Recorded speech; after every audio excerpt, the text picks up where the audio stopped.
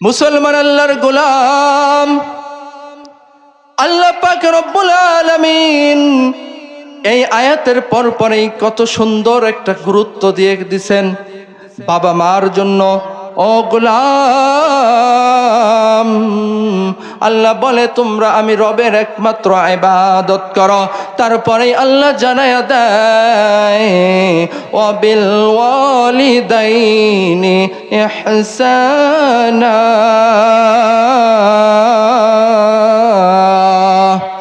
আমার আল্লাহ পাক রব্বুল আলামিন জানায়া দেয় রে পৃথিবীর মানুষ, তোমরা আমি রবের ইবাদত করো, তারপর পরেই তোমার পিতা মাতার প্রতি তোমরা ইহসান করো। কার প্রতি? কথা বলেন, কথা বলে না কেন? এখানে কি বাবা মা ছাড়া কোনো সন্তান আছে? হ্যাঁ, সবারই তো বাবা মা আছে, তাই না? তাহলে আমার আল্লাহ বলতেছে এক গোলাম আমি রবের ইবাদত করো, আমি রবের গোলামি করো, তারপরে অবিল ওয়ালিদাইনি ইহসানা, তোমরা তোমাদের পিতামাতার প্রতি ইহসান করো, পিতামাতার প্রতি সদাচরণ করো। ও মুসলমান, সমাজের মধ্যে এইটার খুবই অভাব। কথা বলেন। এই আলোচনা লম্বা করব না, শুধু এতটুকু বুঝাইয়া এই বানী ইসরাইল 23 এবং 24 নম্বর আয়াত যদি কখনো কোথাও দেখা হয়, পূর্ণাঙ্গ আলোচনা আমি ইনশাল্লাহ ওই দিন করব। শুধু এখানে একটু বুঝাই আমি আমার আলোচনার মেন জায়গায় চলে যাব ইনশাআল্লাহ। আল্লাহ সুবহানাহু ওয়া তাআলা জানায়া দেয় ও পৃথিবীর মানুষ, তোমরা আমি রবের ইবাদত করো, তারপর পরেই তোমাদের পিতা মাতার প্রতি সদাচরণ করো, তোমার পিতা মাতার প্রতি ইহসান করো। সন্তান চাকরি করে ঢাকায়, সন্তান চাকরি করে বিদেশে, ফোন দিয়ে বউয়ের কাছে শোনে তোমার কি লাগবে, ঈদের ছুটিতে বাড়ি আসতেছি, বউ একটা বাজার ধরায় দেয়, দেয় না? দেয় কি দেয় না? ও মুসলমান আল্লাহর গোলাম, ওই সন্তানটা যদি মাকে একটা বার ফোন দিয়ে বলতো মা আমি সন্তান ঈদের ছুটি পেয়েছি, বাসায় যাব গো মা, ও মা বেতন পেয়েছি, বোনাস পেয়েছি, বলো গো মা তোমার জন্য আমি কি নিব, আমার বিশ্বাস, আমার দীর্ঘ বিশ্বাস হয় রে মুসলমান, অপর পাশ থেকে আওয়াজটা এটাই আসবে, এ সন্তান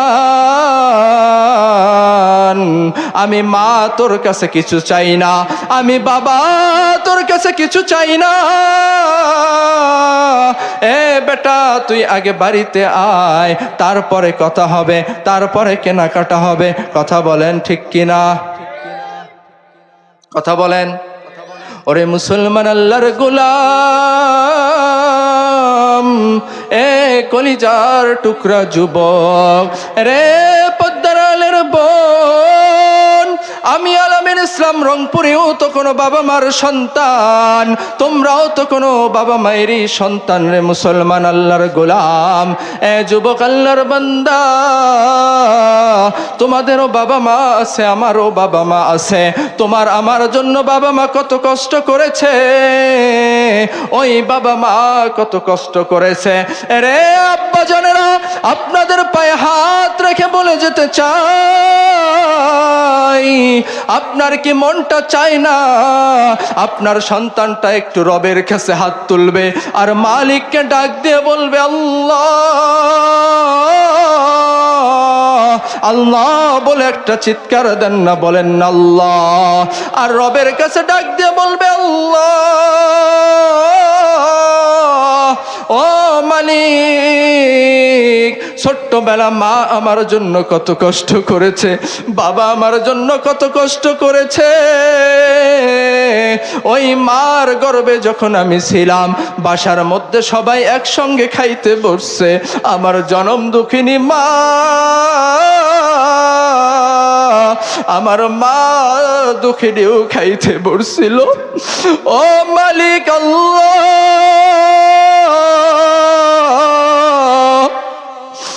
আল্লাহ সবাই খানা খায়, কিন্তু আমি গর্বের ভিতর থেকে আমার মা যখন এক লোকমা খানা মুখে দিছে, আমি সন্তান এমন ভাবে মায়ের পেটের মধ্যে লাথি দিয়েছি, আল্লাহ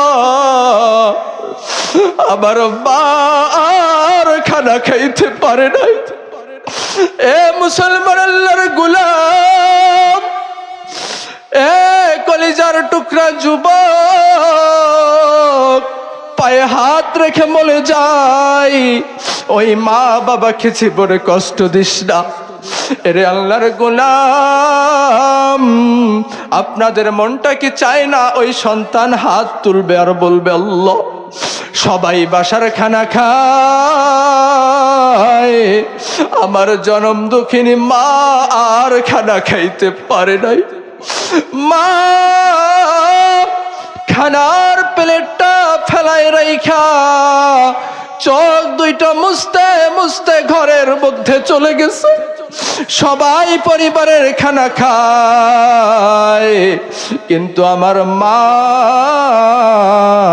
ব্যথার কারণে খাইতে পারে না। ওগো আল্লাহ, ও আল্লাহ, আমি যখন ছোট্ট ছিলাম, আমি যখন শীতের রাত্রিতে লেপকে তার মধ্যে কম্বলের মধ্যে প্রস্রাব করে দিয়েছি গো আল্লাহ, ও মালিক, আমার মা তার শরীরের নিচ থেকে কাপড়টা উঠাইয়া, গরম উষ্ণ কাঁথাটা উঠাইয়া আমি সন্তানকে জড়াই নিয়ে বুকের মধ্যে নিয়া, আমি সন্তানকে বুকের মধ্যে জড়াই নিয়ে গো আল্লাহ কপালের মধ্যে চুমু খায় আর ডাক দিয়ে যখন বলছি রে আল্লাহ, আমার কলিজার টুকরা সন্তানটাকে তুমি অসুস্থ করিও না। এ যুবক, একটু তোমার শৈশবের দিকে তাকাইয়া দেখো, একটু তোমার শৈশবের দিকে খেয়াল করিয়া দেখো।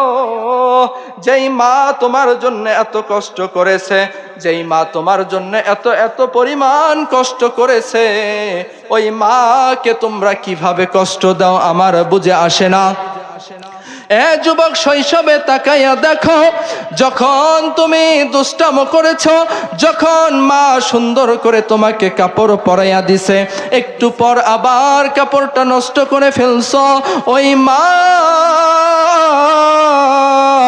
কখনো তোমাকে গলা চিপ দিয়ে ধরে নাই, ওই মা কখনো তোমাকে ফেলাইয়া দেয় নাই, ওই মা কখনো রাগ করে বলে নাই বের হয়ে যা, বাড়ি থেকে বের হয়ে যাও, এই কথা মা আমার বলে নাই। রে সন্তান নিমক হারাম, আজকে তুই সম্পদ পাইয়া, স্ত্রী সন্তান পে কিভাবে ওই মাকে ধমক দাও। আমার আল্লাহ তো জানায় দেয়, ওয়ালা তানহারহুমা, পিতা মাতার সাথে ধমক দিয়ে কথা বলিও না। এরে মুসলমান, আপনাদের কি মনে চায় না রে বাবাজি, আপনাদের সন্তানগুলো আল্লাহর কাছে হাত তুলবে আর ডাক দিয়ে বলবে আল্লাহ, ও আল্লাহ, আমার বাবা আমার জন্য কত কষ্ট করেছে। আল্লাহ, আমি যখন ছোট্ট ছিলাম কত বায়না ধরেছি, বাবার কাছে টাকা নাই, কিন্তু বাবা আমার চাওয়া কখনো ফাঁকা রাখে নাই। বাবার হাজারো কষ্ট হলে, বাবার মাথার ঘাম পায়ে ফেলে হলেও আমার চাওয়াগুলোকে আমার বাবা পূরণ করে দিছে। ঈদের দিনে দেখেছিলাম আমি সন্তানের শরীরে নতুন কাপড়, কিন্তু আমার বাবার দিকে যখন তাকাইয়া দেখি, ওই যে আলমারির মধ্যে রাখা পুরানা কাপড় পাঞ্জাবিটা তার শরীরে। বাবাকে ডাক দিয়ে যখন বললাম, বাবা গো, আমার শরীরে নতুন জামা, তোমার শরীরে কেন নাই? বাবা আমার ডাক দিয়ে বলে, রে সন্তান, বেটা তোর শরীরে থাকলেই হবে, আমার দরকার নাই। যখন দেখি পায়ের জুতাটা নষ্ট হয়ে গেছে, ছিঁড়া জুতা সেলাই করতে মন চায় না, সেলাই করে পড়তে মন চায় না,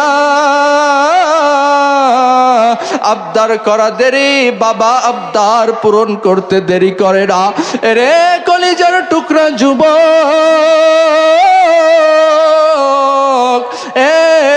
পদ্মার আলের বোন, একটু গভীর মনোযোগ দাও, একটু গভীর মনোযোগ দাও।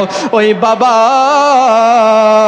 যখন বাবার কাছে চাওয়া দেরি, বাবা আমার জুতা নাই, বাবার পায়ের জুতার দিকে তাকাইয়া দেখবি রে যুবক, একটার উপর একটা সেলাই পড়ে আছে, জুতার তলা ছিঁড়ে গেছে। ওই বাবা নিজের জুতা কেনার চিন্তা করে নাই, ঠিক কিনা? রে কলিজার টুকরা যুবক, আমি তোদের ভাই হয়ে পায়ে হাত রেখে বলে যাই, জীবনে মা বাবাকে কষ্ট দিস না। আর যদি মা বাবাকে কষ্ট দিস রে যুবক, কপাল পুড়ে যাবে, কপাল পুড়ে যাবে। ওই মা বাবাকে যদি কখনো কষ্ট দিস, আমার নবী জানায়া দেয়, হাদিসের মধ্যে আসে, ক্বালান নবী সাল্লাল্লাহু আলাইহি ওয়াসাল্লাম হুমা জান্নাতুকা ওয়া নারুক। আমার নবী জানায়া দেয়, এ আমার উম্মতেরা রে, ওই পিতা মাতার পিতা মাতার খেদমত যদি কেউ করতে পারো, বাবা মার খেদমত করে জান্নাত অর্জন করতে পারবি। আর বাবা মায়ের সঙ্গে বেয়াদবি কইরা জাহান্নামেও অর্জন করতে পারবি। রে সন্তানেরা, আমি আল আমিন ইসলাম বলে যাই, আজকে আমরা বাবা মার খেদমত করে জান্নাতে যেতে কে কে চাই, একটু হাত তুলে আমার আল্লাহকে দেখাইয়া দেই। রে কলিজার টুকরা যুবক, আমার আল্লাহ জানাইয়া দেয়, ও পৃথিবীর মুসলমান আল্লাহর গোলাম, আমার আল্লাহ জানাইয়া দেয় রে পৃথিবীর মানুষ, আল্লাহ পাক রব্বুল আলামিন জানাইয়া দেয়, ও সন্তানেরা, ওয়ালা তানহারহুমা, তোমরা পিতা মাতার সাথে ধমক দিও, কথা বলিও না। তাহলে পিতা মাতার সাথে কেমন আচরণ করতে হবে জানা দরকার আছে না নাই? আছে না? এমন কুলাঙ্গার সন্তান আছে না? ও মুসলমান, আমার আল্লাহ জানায়া দেয়, ওয়ালা তানহারহুমা, এ সন্তানেরা, পিতামাতাকে ধমক দিয়ে কথা বলিও না। আর যদি পিতামাতার সাথে ধমক দিয়ে কথা বলো, তোমার কপাল পুড়ে যাবে, তোমার জিন্দেগি নষ্ট হয়ে যাবে, তোমার জিন্দেগিতে এমন আগুন জ্বলে যাবে যে আগুন আর নিভবে না। কথা বলেন ঠিক কিনা? আজকে এমন এক আয়োজন করছে যেখানে সবার জন্য, জীবিত মৃত সবার জন্য দোয়া হবে। এই ওসিলা করে হলেও সন্তানটা যদি বলে রব্বির হামহুমা কামা রব্বায়ানি সগীরা, এর সওয়াব ওই বাবা মার কবরে যাবে কি যাবে না? যাবে। মুসলমান আল্লাহর গোলাম, আমি যে কথা বলতেছিলাম, মা বাবার সাথে সন্তান কখনো খারাপ আচরণ করিও না। এরে কলিজার টুকরা যুবক, ওই মা বাবাকে কখনো গালি দিয়ে কথা বলিও না। ওই মা বাবার সাথে এমন কোনো আচরণ করিও না যার দ্বারা মা তোমার কষ্ট পায়, আর ওই কষ্টর দ্বারা একটা উফ শব্দ করে বসে। আর মা যদি কষ্ট পেয়ে উফ শব্দ, বাবা যদি কষ্ট পেয়ে উফ শব্দ করে, এই এক শব্দ তোমার জীবন শেষ করার জন্য যথেষ্ট, ঠিক কিনা? রে কলিজার টুকরা যুবক, পায়ে হাত রেখে বলে যাই, তোদের ভাই হিসাবে ওই মা বাবার সাথে কখনো বেয়াদবি করিও না। ওই মা বাবাকে সম্মানের সাথে দেখবা। মুসলমান আল্লাহর গোলাম, আপনারাও তো কোনো সন্তানের বাবা মা, আমি আলামিনের বাবা মাও তো কোনো সন্তানের বাবা মা। আমার বাবা মার কপাল কত ধন্য, যার সন্তানটা আজকে কোরআনের দাওয়াত নিয়ে বিভিন্ন এলাকায় এলাকায় ঘুরে। রে মুসলমান আল্লাহর গোলাম, মনটা কি চায় না আপনার সন্তানটাও আপনার জন্য একটু দোয়া করুক? রে মুসলমান আল্লাহর গোলাম, সন্তান এমন এক সম্পদ, মৃত্যুর পরে মানুষের সমস্ত আমলগুলো যখন বন্ধ হয়ে যায়, তিনটা আমল জারি থাকে। এই তিনটা আমলের কথা এই বয়ান আমরা কম বেশি জানি। তার মধ্যে একটা হচ্ছে নেক সন্তান। কি সন্তান? এমন সন্তান দুনিয়ায় রাইখা গেছেন যে সন্তান জীবনও আপনার জন্য দোয়া করে না। রে পদ্মার আলের আম্মা জান, গভীর মনোযোগ দিয়ে কথাগুলো শুনবেন। ও মা, আপনারা কত দামি জানেননি? রে বোন, আপনারা কত দামি। ওই মায়ের গর্ভ থেকে জন্ম নেয় যুগ শ্রেষ্ঠ ওলি আব্দুল কাদের জিলানী রহমতুল্লাহি আলাইহি, ঠিক কিনা?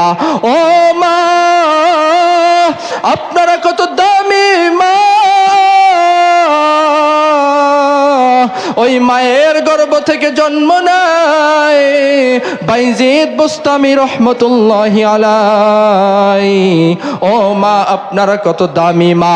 মাগো, আপনাদের ওই গর্ভ থেকে জন্ম নেয় খাজা মাইনুদ্দিন চিশতি রহমতুল্লাহি আলাইহি। মারে, আপনাদের ওই গর্ভ হতে জন্ম নেয় খাজা উসমান হারুনি রহমতুল্লাহি আলাইহি। ও মা, ওই গর্ভ থেকে হাজার হাজার হাফেজ কোরআন জন্ম নেয়। মাগো, হাজারো আলেমে দিনের জন্ম হয়। আবারও কত মায়ের গর্ভ থেকে চিটার আর বাটপার জন্ম নেয়। কথা বলেন ঠিক কিনা? মুসলমান আল্লাহর গোলাম, আমি আজকে আপনাদের পায়ে হাত রেখে বলে যেতে চাই, সন্তানকে নেক সন্তান হিসাবে তৈরি করেন। সন্তানটাকে কোরআনের শিক্ষায় সুশিক্ষিত করেন। সন্তানকে ডাক্তার বানান, ইঞ্জিনিয়ার বানান, বৈজ্ঞানিক বানান, আমার কোনো আপত্তি নাই। আমিও বলি সন্তানকে ডাক্তার বানাও, সন্তানকে ইঞ্জিনিয়ার বানাও, সন্তানটাকে জজ ব্যারিস্টার বানাও।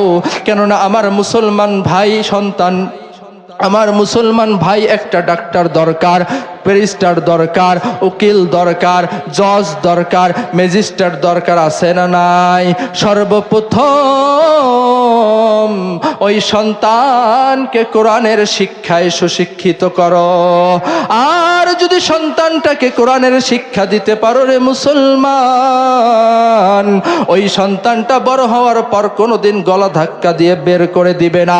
আজকে সারা বাংলাদেশ নয়, সারা পৃথিবীতে জরিপ করে দেখো, একটা হাফেজে কোরআনের মা, একটা আলেমে দিনের মা বৃদ্ধাশ্রমে নাই। বৃদ্ধাশ্রমে খোঁজ নিয়ে তাকাও রে মুসলমান, ওই বৃদ্ধাশ্রমে জজের মা, ওই বৃদ্ধাশ্রমে ব্যারিস্টারের মা, ওই বৃদ্ধাশ্রমে ডাক্তারের মা, ওই বৃদ্ধাশ্রমে ডাক্তারের বাবা। কথা বলেন। যদি সন্তানটাকে কোরআনের শিক্ষায় শিক্ষিত করত, আর এই সন্তান যখন এই আয়াত জানতো, বাবা মার প্রতি ইহসান করা লাগবে, এর ব্যাখ্যা জানতো, এইটা মানতো, কখনো ওই বাবা আমাকে বৃদ্ধাশ্রমে পাঠাইতো না। ও মুসলমান, আর যদি সন্তানটাকে কোরআনের শিক্ষা না দিতে পারেন, বিগত দিনেও যেমন রডের বদলে বাঁশ খেয়েছেন, আগামী দিনেও রেডি থাকেন রডের বদলে বাঁশ নেওয়ার জন্য। কথা বলেন। যদি কোরআনের শিক্ষা জ্ঞান যদি না থাকে, বিগত দিনেও যেমন রডের বদলে বাঁশ পেয়েছেন, আগামী দিনের জন্য রেডি থাকেন, আরো বেশি দিবে। এই জন্য এখন থেকেই নিয়ত করেন, নেতা নির্বাচিত করতে ভুল করা যাবে না। আল্লাহ পাক যেন আমাদের সকলকে আমাদের বাবা মার খেদমত করার তৌফিক দান করে। আর যাদের বাবা মা দুনিয়া থেকে চলে গেছে, আল্লাহ যেন বাবা মার জন্য সর্ব অবস্থায় দোয়া করার জন্য সেই তৌফিক দেয়। বাবা মার জন্য নেক আমল, এমন কিছু আমল করা যার সওয়াব বাবা মা কবরে শুয়ে শুয়ে পাবে। কথা বলেন।